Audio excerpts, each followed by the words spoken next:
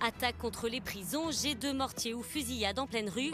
Pour Laurent Wauquiez, pas de doute, la France est de plus en plus violente. Et elle serait même championne en Europe. Notre pays est en train de devenir un des pays les plus violents d'Europe. Celui où il y a le plus de violence à armes à feu, d'agressions violentes. Un des plus violents d'Europe, c'est juste ça la réalité.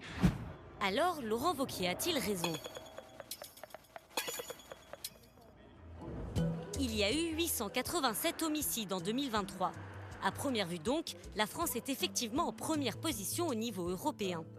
Sauf que si on rapporte à la population de chaque pays, la France se situe autour du 10e rang, légèrement au-dessus de la moyenne européenne, mais derrière la Belgique par exemple.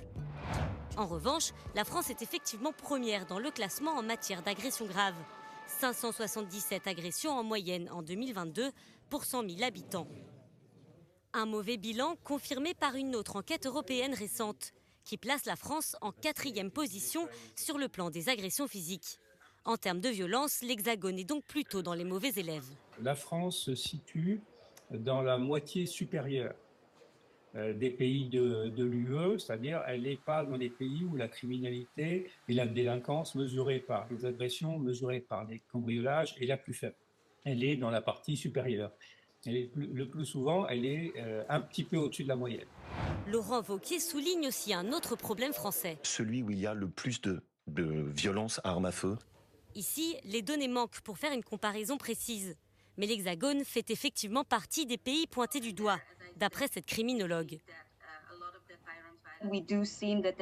Nous constatons un nombre important de violences par arme à feu en France.